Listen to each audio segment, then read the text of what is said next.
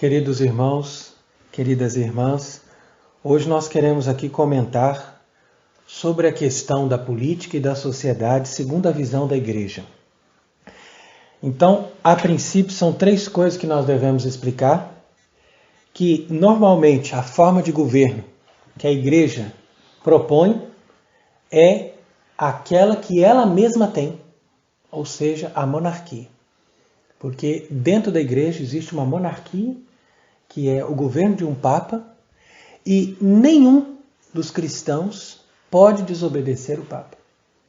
Então, na medida em que nós estamos vinculados a um Papa verdadeiro, então nós temos, através dele, uma autoridade, uma referência única de autoridade sobre a terra, que não pode ser questionada sob pena de pecado. Então é aqui que nós vamos explicar esta bula Unam Sanctam do Papa Bonifácio VIII. É preciso também a gente considerar que todo o esforço que foi feito para substituir a sociedade cristã por essa sociedade pagã e revolucionária que nós temos hoje, começou com o ataque ao papado e, ao mesmo tempo, com uma falsificação histórica da Idade Média. Então, para nós entendermos, do ponto de vista histórico, mesmo do ponto de vista social e teológico, aquilo que a Idade Média representou para a humanidade, então nós precisamos fazer uma revisão histórica, porque normalmente as pessoas deturparam aquele período e consideram que a Idade Média foi uma idade das trevas, foi uma idade sem justiça, foi uma época que a humanidade viveu como que num repouso tenebroso e que ela, ao se colocar a serviço de Deus, como nós costumamos dizer, numa teocracia, viveu uma época sombria em que não houve desenvolvimento. Então isso é justamente o contrário do que a realidade bem o demonstra. Inclusive, quando normalmente as pessoas falam dos sistemas políticos anteriores à Revolução Francesa, então normalmente consideram que aquilo é um antigo regime. Então até o nome já é de ordem pejorativa, como quem dizendo, olha, aquele é um antigo, aquilo é uma coisa superada, aquilo é uma coisa precária. Então nós hoje temos algo muito melhor, sendo que na prática, na vida real, não é isso que acontece. E o terceiro ponto a se considerar antes de nós darmos essa explicação é que a Igreja sabe, ela tem na revelação divina os elementos para nos orientar também em matéria política e matéria de sociedade. É por isso que nós temos encíclicas de papas verdadeiros que ensinam sobre essa matéria. Como o Papa Leão XIII disse na sua encíclica Sapientia Christianae, que em tudo o Pontífice Romano é o guia seguro da vida humana. Então quer dizer que também na regulação da vida da sociedade é através do ensino do magistério que nós encontramos os princípios e os elementos essenciais para moldar a sociedade conforme Deus revelou. Porque Deus, tendo criado o homem, Deus também deu para o homem todos os elementos, todas as chaves para que ele saiba viver na célula da família e também na estrutura da sociedade. Então vamos primeiro a essa bula de Bonifácio VIII, quando ele diz: Una, santa, católica e apostólica. Esta é a igreja que devemos crer e professar, já que é isso que ensina a fé. Nesta igreja cremos com firmeza e com simplicidade testemunhamos. Fora dela não há salvação nem remissão dos pecados, como declara o esposo no cântico. Uma só é minha pomba sem defeito, uma só a preferida pela mãe que a gerou. Ela, a igreja, é a veste sem costura do Salvador, que não foi dividida, mas tirada à sorte. Por isto, esta igreja una e única tem um só corpo e uma só cabeça, e não duas como um monstro. A cabeça é Cristo e Pedro, vigário de Cristo, e o sucessor de Pedro. Conforme o que disse o Senhor ao próprio Pedro, apacenta as minhas ovelhas. Ele disse, minhas ovelhas, justamente para mostrar que todas as ovelhas lhe foram confiadas. Assim, se os gregos ou outros dizem que não foram confiados a Pedro e aos seus sucessores, é necessário que reconheçam que não fazem parte das ovelhas de Cristo. Pois o Senhor disse no Evangelho de São João, há um só rebanho e um só pastor. As palavras do Evangelho também nos ensinam que há duas espadas. Todas as duas estão em poder da igreja, a espada espiritual e a espada temporal. Mas esta última deve ser usada para a igreja, quer dizer, o poder temporal. Enquanto que a primeira, a espada espiritual, deve ser usada pela igreja. O espiritual deve ser manuseado pela mão do padre e o temporal pela mão dos reis e cavaleiros, com o consenso e segundo a vontade do padre.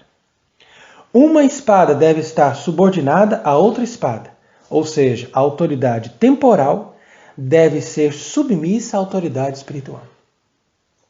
Então aqui o princípio que nós vamos procurar analisar em toda essa nossa conferência, para nós vermos que partindo desse princípio as coisas sempre dão certo.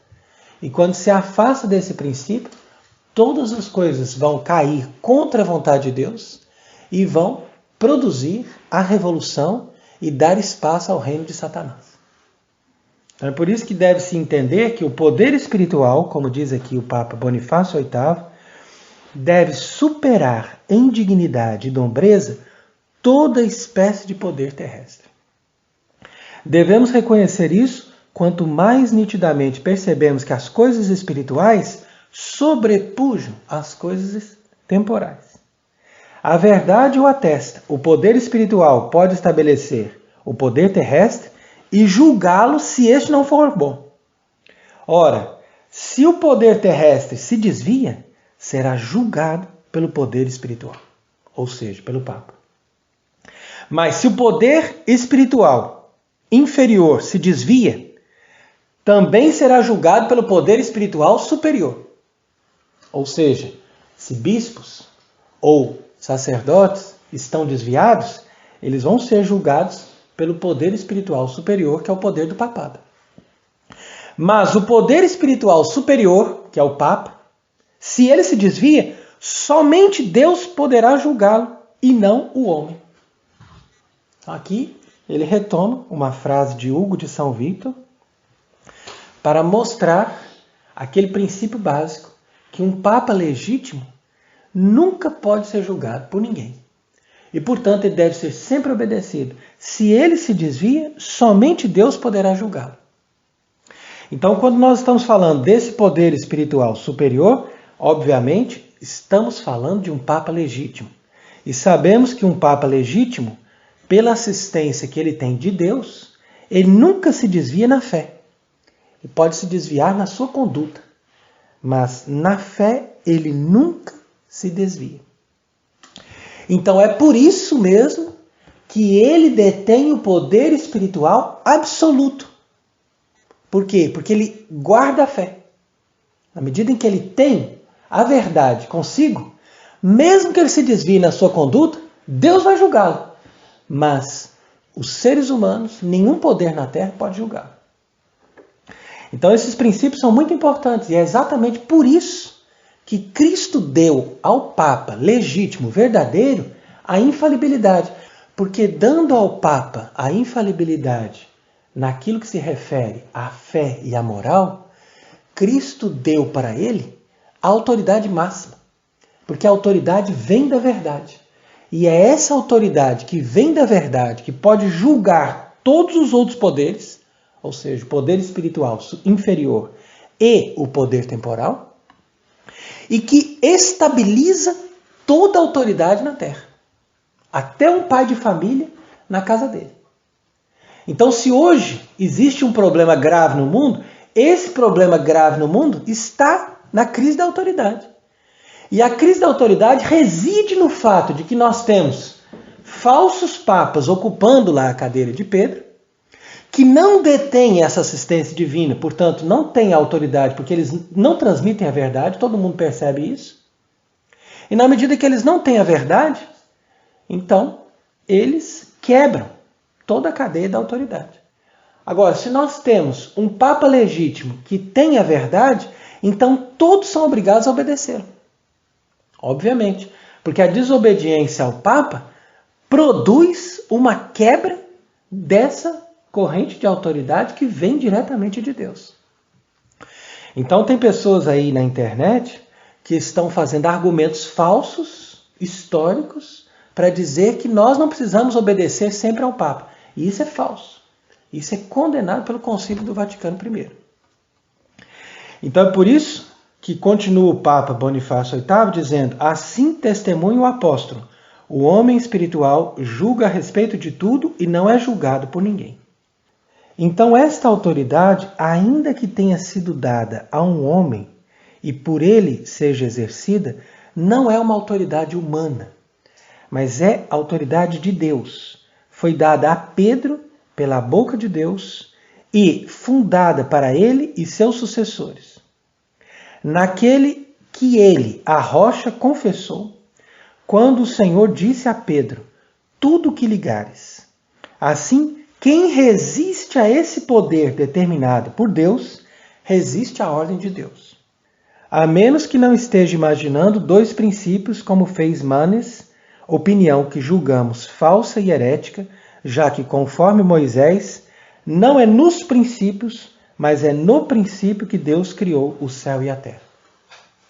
Então é interessante aqui a forma como Bonifácio VIII termina essa bula que ele escreveu em 1302, mostrando aqui que a autoridade do Papa é a única autoridade divina que foi colocada ali na Terra para dar fundamento não somente à Igreja, mas a todas as outras autoridades que compõem a sociedade cristã. Então, por isso que é necessário nós entendermos a infalibilidade papal, para nós entendermos em seguida a necessidade absoluta de obedecer a um Papa. Sempre. Quando é um Papa legítimo, nós devemos obedecer sempre. Conforme diz aqui ainda nesta bula. Por isso declaramos, dizemos, definimos e pronunciamos que é absolutamente necessária a salvação de toda criatura humana estar sujeita ao Romano Pontífice. Então isso aqui está bem evidente. Esse documento, que é sempre válido, está ali diante de nós hoje como um documento do magistério da Igreja que reúne esses princípios que a sociedade cristã já teve desde o tempo dos apóstolos e que mostra isso num tempo onde a autoridade do Romano Pontífice começou a ser contestada. Então é justamente por causa da contestação da autoridade do Papa e da contestação da sua infalibilidade é que nós caímos numa crise de autoridade que gerou aqui hoje todo o colapso da sociedade que nós estamos presenciando. Então, para nós restaurarmos a sociedade cristã e restaurarmos a Igreja, mesmo que nós não tenhamos poder de fazer isso, porque isso depende de um poder divino, depende de um grande milagre de dimensões inestimáveis, mas nós podemos pelo menos entender essas coisas e perceber que foi destruindo a autoridade do Papa que nós caímos nesse reino satânico que é o mundo moderno.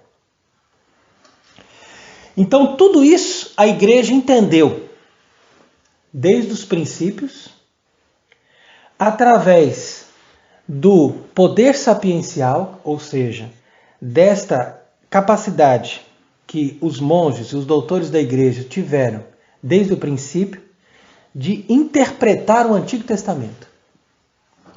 Porque a interpretação correta do Antigo Testamento é que produz toda a interpretação correta do sacerdócio e também do poder temporal. Então veja, por exemplo, nessa passagem do primeiro livro de Samuel, quando diz que Samuel tomou um pequeno frasco de óleo e derramou na cabeça de Saul, beijou-o e disse: o Senhor te confere esta unção para que sejas chefe da sua herança. Então quer dizer que desde os primeiros tempos, a igreja leu essas passagens do Antigo Testamento e entendeu que o poder espiritual dos sacerdotes confere aos reis essa unção, e essa unção em forma de sacramental torna aquele rei legítimo diante de Deus e diante do povo. Porque o poder que ele exerce vem de Deus e é exercido em nome de Deus para o benefício do povo. Então é isso aqui que é interessante, porque esta disposição espiritual para a sociedade foi estabelecida já no Antigo Testamento. Então foi assim que Deus conferiu essa unção para Saul. Depois Saul perdeu justamente por causa da sua falta de obediência a Deus. Ele perdeu essa legitimidade. Deus conferiu esse reino a Davi. Davi representava Cristo, por isso a sua casa real jamais foi abalada. E na medida em que nós chegamos até o reino de Cristo, Cristo assume aquela bênção que Deus tinha deixado para Davi, por causa da unção que Davi recebeu. Então a mesma coisa aconteceu depois com Jeú.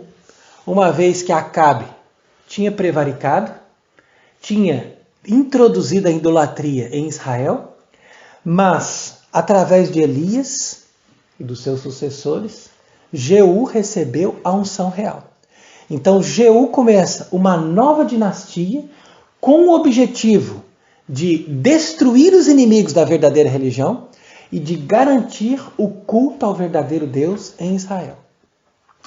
Então você vai percebendo que, assim como no Antigo Testamento foi essa lógica que funcionou, também na Idade Média, tudo isso foi colocado ali em prática, e esses reis que assumiram, por exemplo, como Clovis, que foi o primeiro rei ungido da França, eles que assumiram essa responsabilidade de guardar a fé e de proteger a igreja nos seus domínios, eles sempre foram abençoados por Deus e as suas dinastias permaneceram. Mas na medida em que os reis deixaram essa comunhão com o Papa e deixaram de guardar a verdadeira fé e a verdadeira religião dentro dos seus domínios, eles também receberam o pagamento que veio de Deus.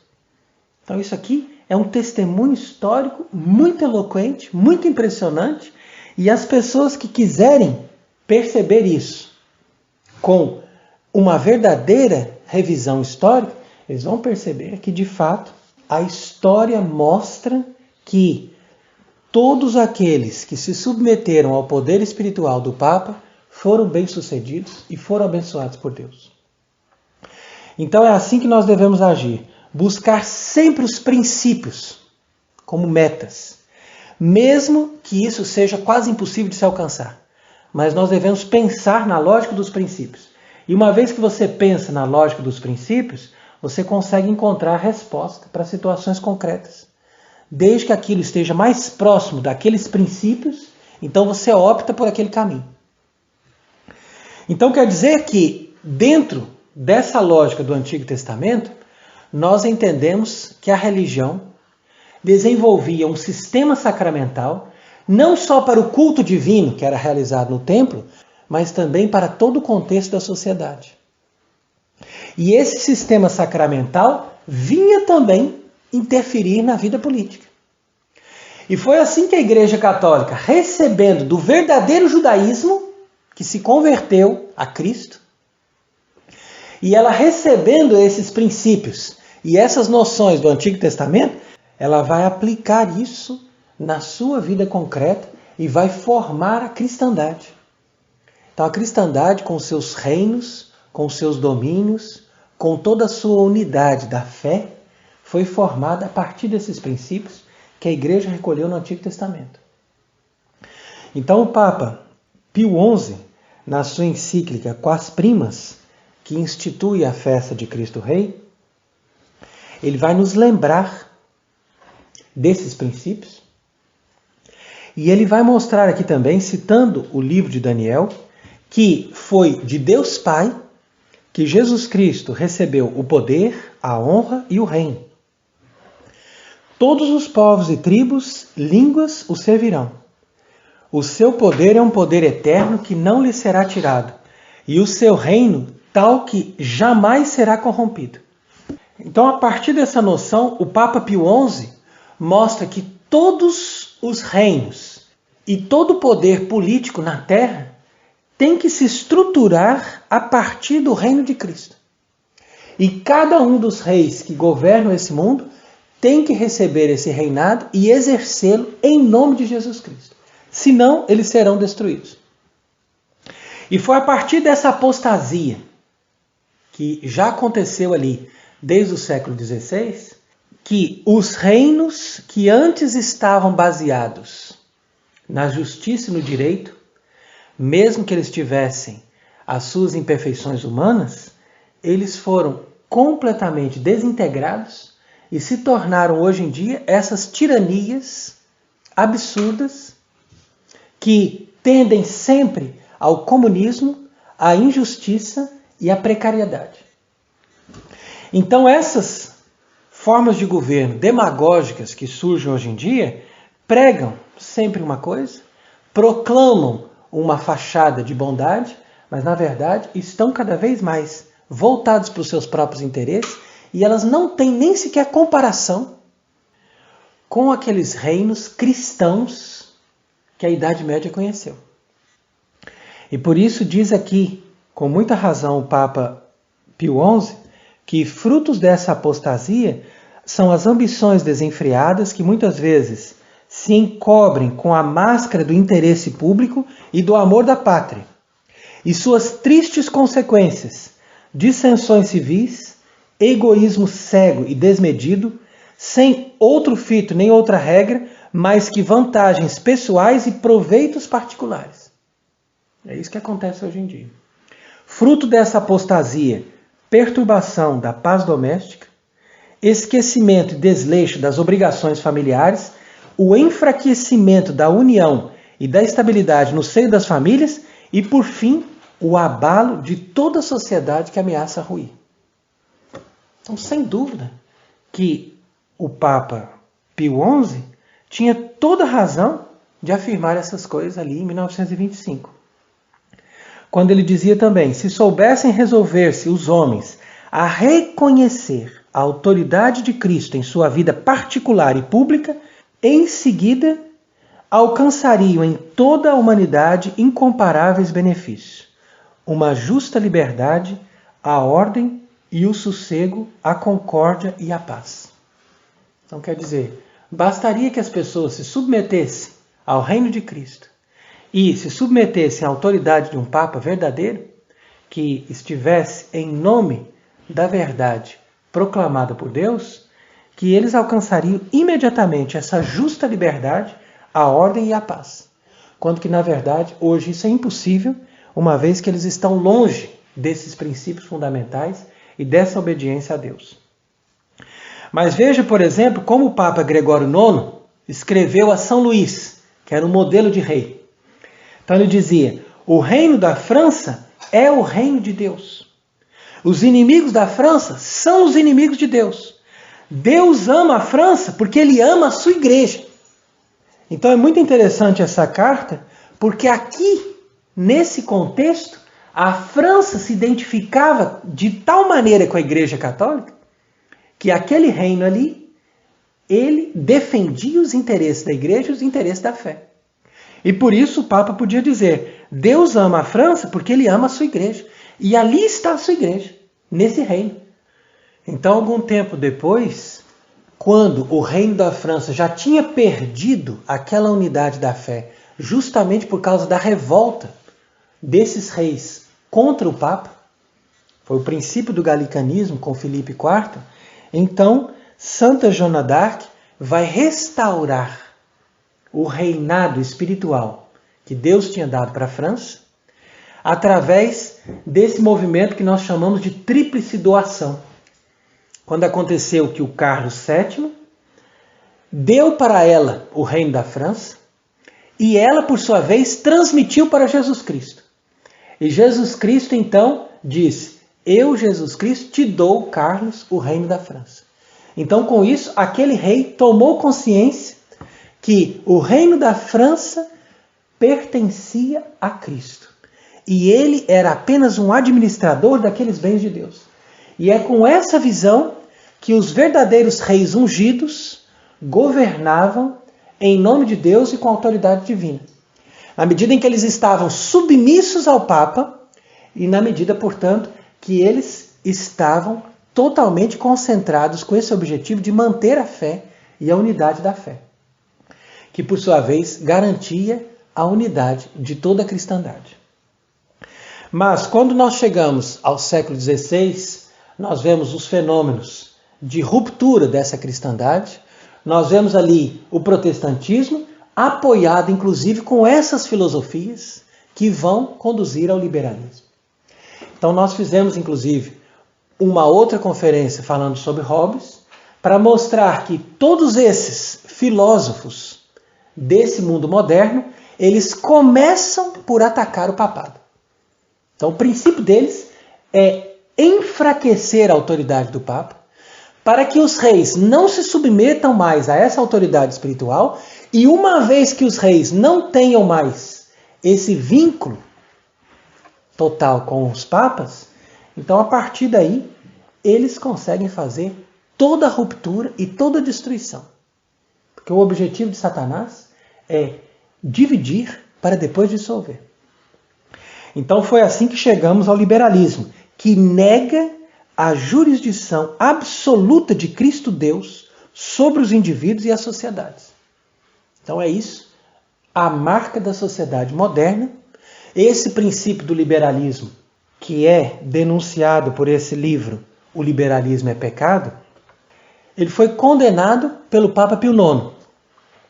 Mas o liberalismo continua sendo a base de todas as repúblicas modernas e, inclusive, é a base da nova Igreja do Vaticano II.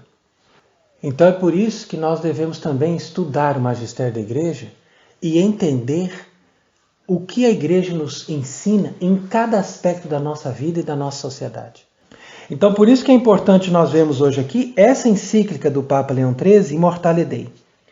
E ele começa dizendo que uma acusação já bem antiga é que a Igreja é contrária aos interesses da sociedade civil e incapaz de assegurar as condições de bem-estar e de glória que, com inteira razão e por uma aspiração natural, toda sociedade bem constituída reclama.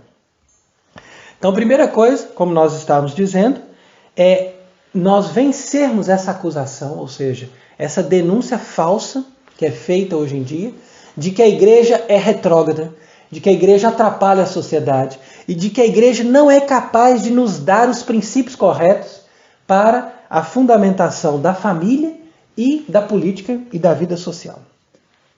Mas diz ainda o Papa: o homem nasceu para viver em sociedade, portanto, não podendo viver no isolamento, nem se proporcionar o que é necessário útil à vida, nem adquirir a perfeição do espírito e do coração, a providência o fez para se unir aos seus semelhantes numa sociedade, tanto doméstica quanto civil, única capaz de fornecer o que é preciso à perfeição da existência. Mas como nenhuma sociedade pode existir sem um chefe supremo e sem que cada um imprima um mesmo impulso eficaz para um fim comum, daí resulta ser necessário aos homens constituídos em sociedade uma autoridade para regê-los. Autoridade que, tanto como a sociedade procede da natureza, por consequência tem a Deus por autor. Então fica claro aqui nesse documento do Magistério da Igreja que não é compatível com a doutrina católica essa ideia de anarcocapitalismo ou coisas semelhantes. E aí continua o Papa Leão XIII dizendo: Daí resulta ainda que o poder público só pode vir de Deus. Só Deus, com efeito, é o verdadeiro e soberano Senhor de todas as coisas. Então veja que interessante essa palavra, porque justamente os filósofos iluministas, através dessa estratégia de racionalismo, quiseram imaginar que nós não precisamos de Deus para reger a sociedade. Mas, se você não tem a referência de autoridade divina, então, automaticamente, você quebra todas as referências de autoridade. Então, é por isso que a sociedade hoje, ela está em colapso. E nós só obedecemos pela força. Aquele que detém o dinheiro, consegue poder militar e, com isso, impõe uma autoridade aos outros. Mas nós não temos mais poderes legítimos, uma vez que nós não temos mais esses poderes que voltam-se para o princípio que é a autoridade de Deus. Então diz ali que todas as coisas devem necessariamente estar sujeitas e obedecer a Deus. De tal sorte que todo aquele que tem o direito de mandar não recebe esse direito senão de Deus, pois ele é o chefe supremo de todos. E ele diz ainda: aliás, em si mesma, a soberania não está ligada a nenhuma forma política. Pode muito bem adaptar-se a esta ou aquela, contanto que seja de fato apta à utilidade e ao bem comum. Mas seja qual for a forma de governo, todos os chefes de Estado devem absolutamente ter o olhar fito em Deus, soberano moderador do mundo, e, no cumprimento do seu mandato, a ele tomar por modelo e regra. Então, com isso, o Papa Leão XIII quer dizer que não é impossível que uma república esteja a serviço de Deus e possa estar a serviço do bem comum. Nesse caso, ela seria legítima, como aconteceu, por exemplo, no caso de García Moreno, que era presidente do Equador, que foi inclusive assassinado. Exemplo semelhante também nós temos em Portugal, com a República na época de Salazar, que governou aquele país com o olhar fito em Deus, tendo Cristo como modelo e regra daqueles seus atos. Mas continua o Papa Leão XIII que, do mesmo modo que a ninguém é lícito descurar seus deveres para com Deus, e que o maior de todos os deveres é abraçar de espírito, de coração, a religião, não aquela que cada um prefere, mas aquela que Deus prescreveu, e que provas certas e indubitáveis estabelecem como a única verdadeira entre todas.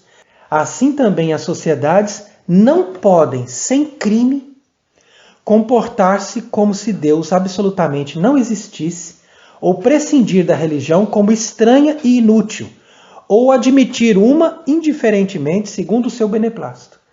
Honrando a divindade, deve ela seguir estritamente as regras e o modo segundo os quais o próprio Deus declarou querer ser honrado. Então veja bem como ele vai aqui nos princípios. Quer dizer que hoje em dia nós temos essas sociedades que ignoram a Deus, ou que simplesmente dizem que qualquer um pode ter qualquer religião. Mas aqui o ensinamento da igreja vai mostrar que esse tipo de raciocínio vai sempre levar à destruição. Então ele diz ainda: Deus dividiu, pois, o governo do gênero humano entre dois poderes, o poder eclesiástico e o poder civil. Aquele preposto às coisas divinas, este às coisas humanas. Cada uma delas no seu gênero é soberana. Cada uma está encerrada em limites perfeitamente determinados e traçados em conformidade com a sua natureza e com o seu fim especial. Tal é consoante o esboço sumário que havemos traçado, a organização cristã da sociedade civil, e essa teoria não é nem temerária nem arbitrária, mas se deduz dos princípios mais elevados e mais certos, confirmados pela própria razão natural.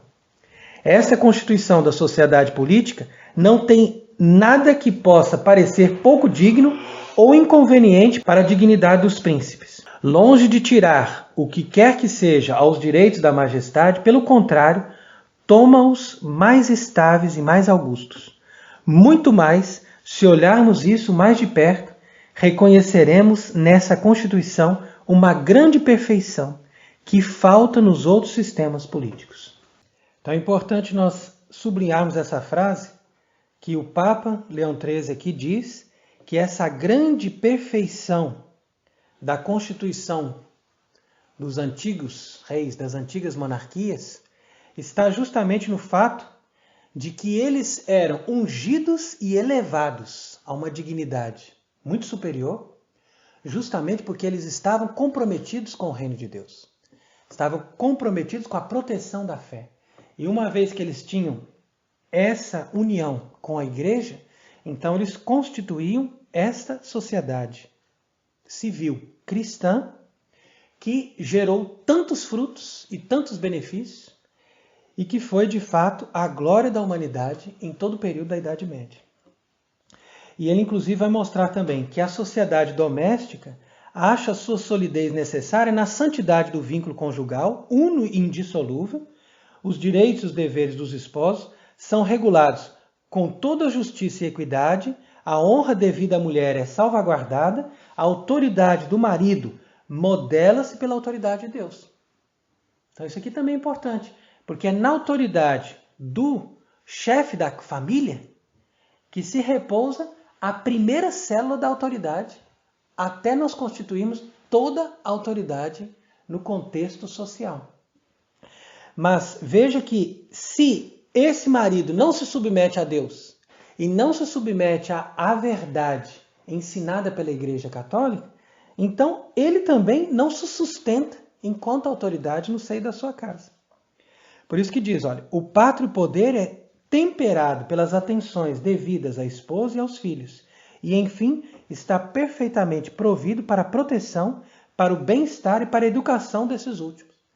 Então quer dizer, o pai representa a autoridade de Deus e ele está ali para educar os filhos na fé cristã.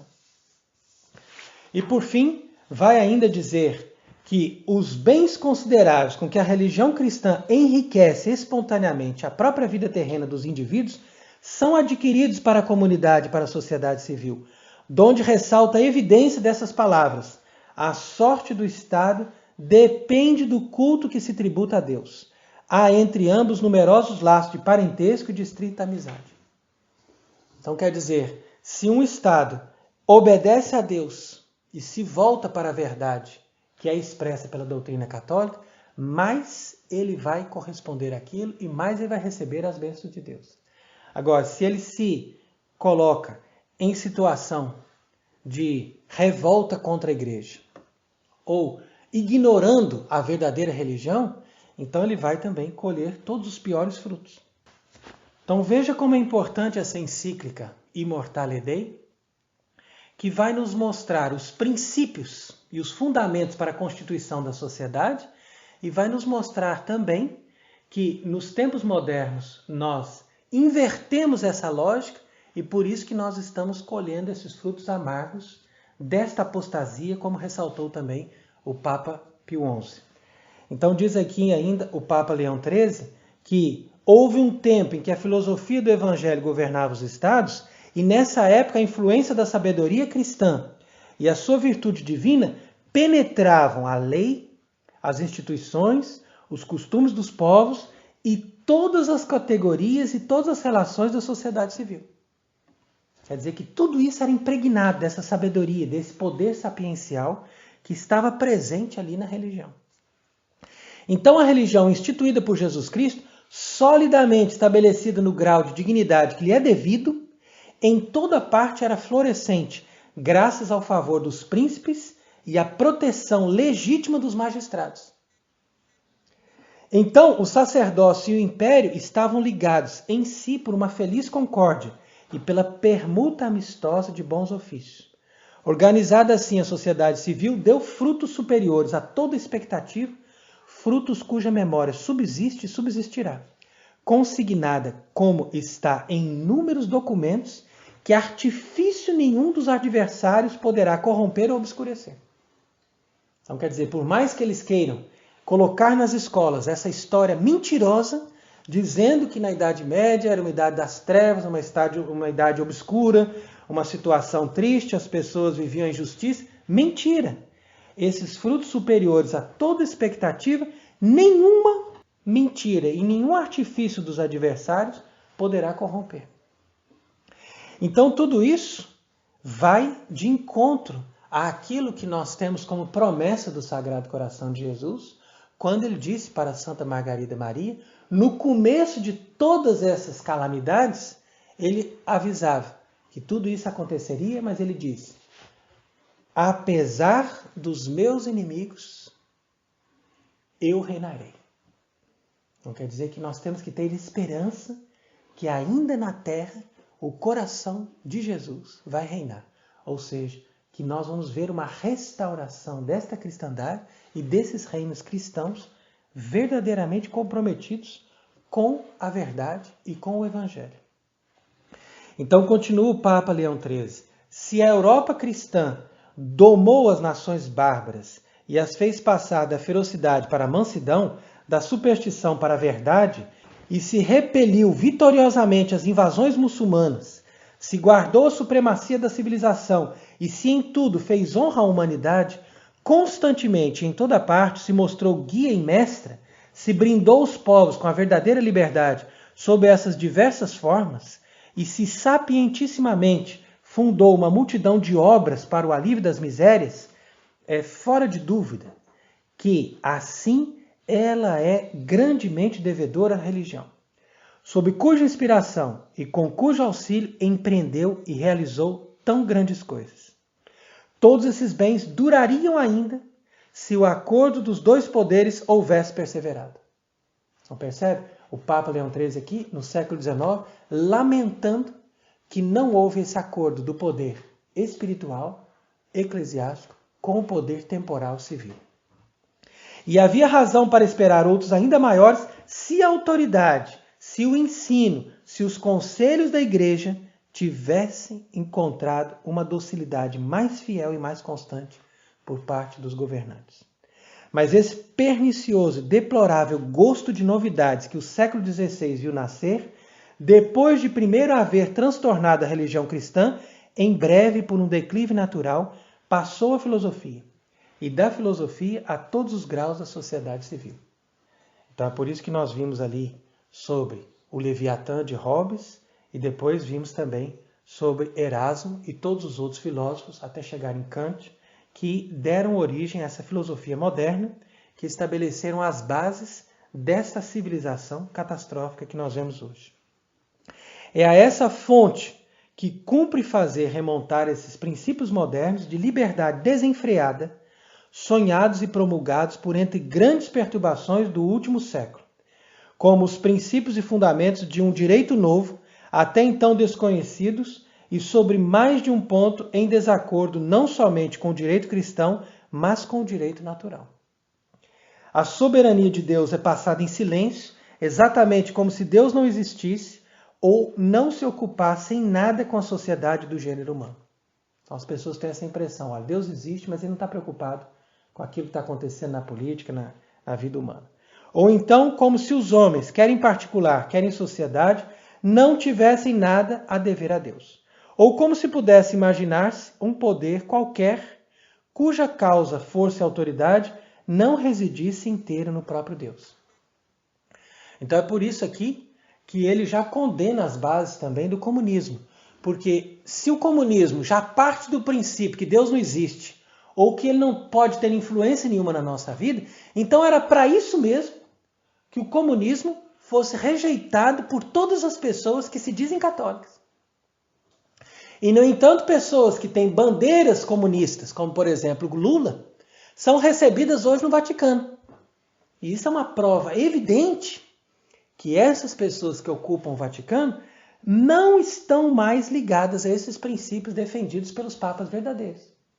Porque esses princípios foram substituídos pelos princípios maçônicos, e os princípios maçônicos, por sua vez, dão a base para o liberalismo, que, por sua vez, também favorece o comunismo e todos os sistemas piores possíveis.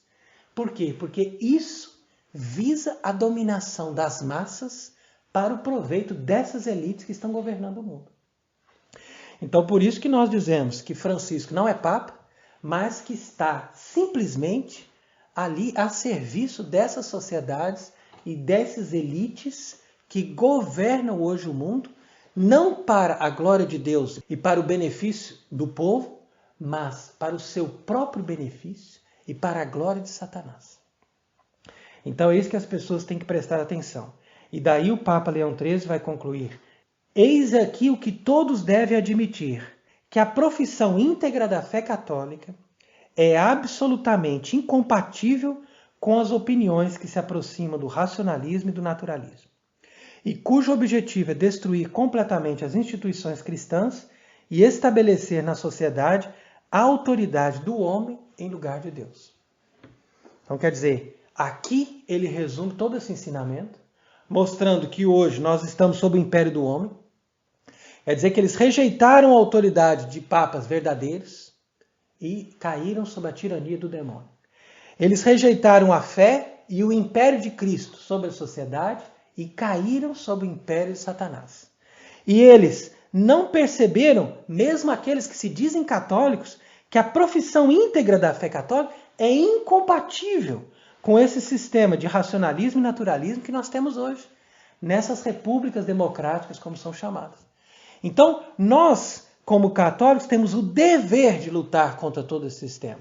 Nós podemos até votar em Bolsonaro, nós podemos até escolher um governante que seja melhor do que os péssimos e os comunistas, mas nós devemos ter a plena consciência que nenhum desses sistemas pode trazer a verdadeira paz e a glória de Deus, uma vez que eles não estão alicerçados nos princípios cristãos verdadeiros. A restauração da verdadeira política, dos reinados e da sociedade cristã, como Deus a concebeu, passa necessariamente pela restauração da autoridade do Papa. Uma vez que nós tivermos um Papa verdadeiro, nós vamos ter governantes verdadeiros, nós vamos ter uma sociedade baseada na justiça e no direito, onde cada pai de família estará consciente dos seus deveres e se submeterá a Deus, como todos se submeterão ao Papa, que por sua vez se submete à verdade divina.